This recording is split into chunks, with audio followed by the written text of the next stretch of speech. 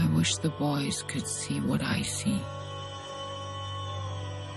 If I stretched out my hands, I could harvest the stars. But, you know, it amazes me. Well, there's two things you said that amaze me. One discouraged me tremendously. One, you found it very heartening to read a book that didn't challenge your beliefs. Well, that was the worst thing you can say about a book, I think. In science, every day we challenge our beliefs. That's how science works. Most people think science works the other way around. But in fact, what you want to do when you come into work every day if you're a scientist is you want to prove all your colleagues are wrong.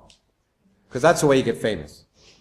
And in fact, the key thing, as Richard Feynman, who I wrote another book about and I've lectured here in Canberra about, would say that, you know, what you try and do if you have an idea, if you're a scientist, is you have a theory and you try and prove it right, but you try and prove it wrong. You try and spend more time proving it wrong. Because, first of all, the easiest person to fool is yourself.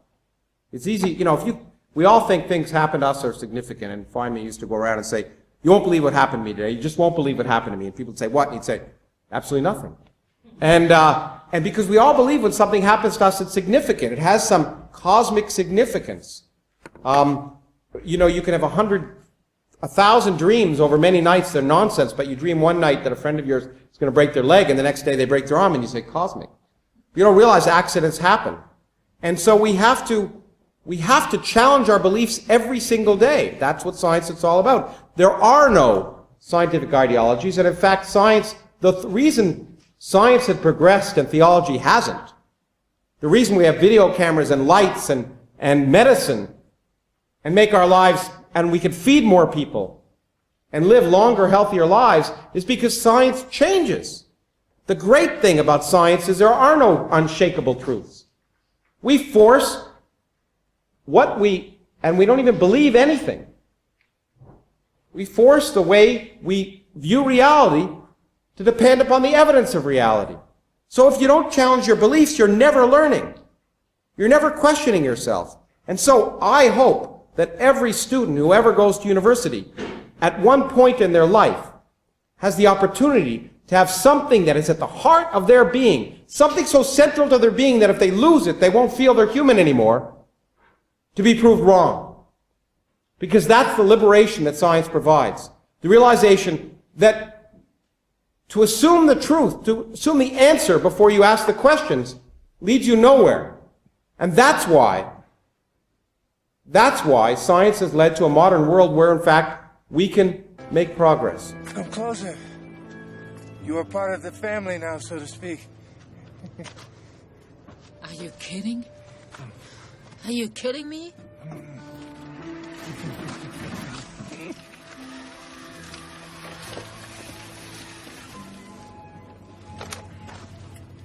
Good to see you again, Dr. Sommerfeld. Nice to see you again, Cross.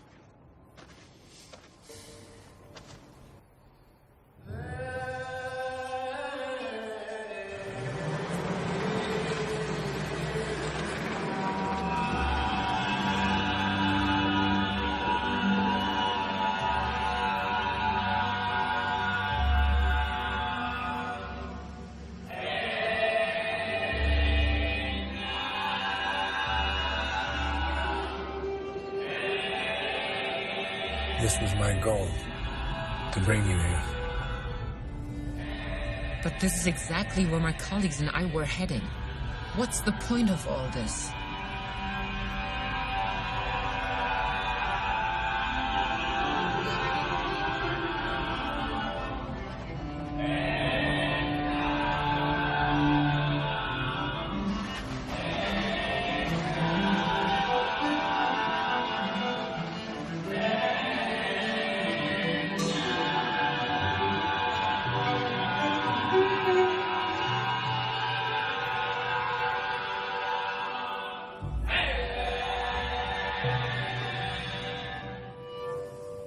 I only had an abstract idea how vast this is. Just numbers. The alarming thing is the speed of its expansion. Almost 800 square miles per year. If it continues to grow, the salt will cover the entire continent one day. I'm inclined to think it could cover all landmass on the planet. Science fiction. I love to think that way. You know, speaking of that, this is the ideal landing spot for aliens. Nothing on the planet is so totally flat and so vast. Even our satellites use it to calibrate their distance from the ground.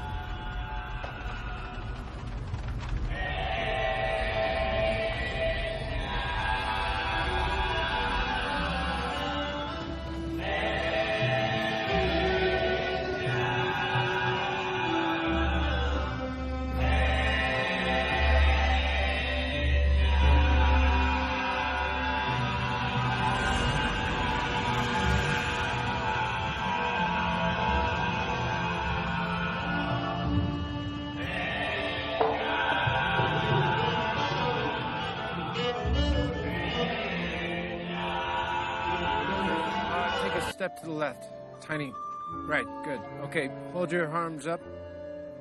Okay, now elbows to hips. Like that? Right, and your hands flat, like this. Okay. 1, 2, 3. Okay, crouch down. Crouch down. Okay, now hold still. Perfect. Perfect. Laura, a little bit to the left. That's good. Okay. Put your back foot up. Ah, that's good. Okay, scream!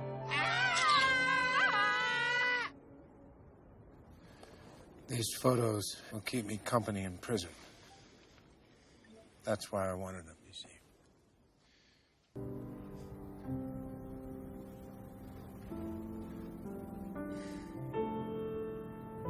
I don't know what to say.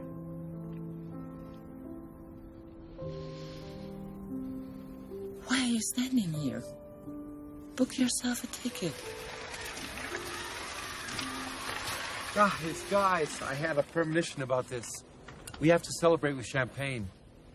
All that's missing are alien astronauts from a faraway galaxy, traveling for centuries through the eternal darkness of space. They see this white heaven below, and they descend in their spacecraft with flickering lights in a cloud of salt.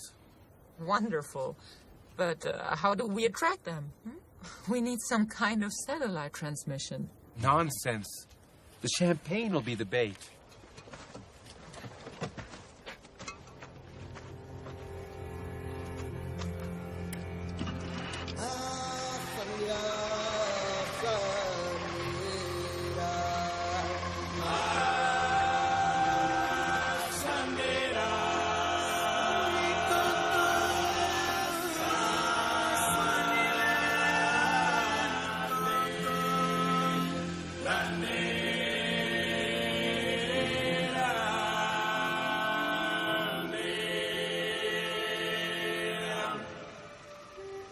Oh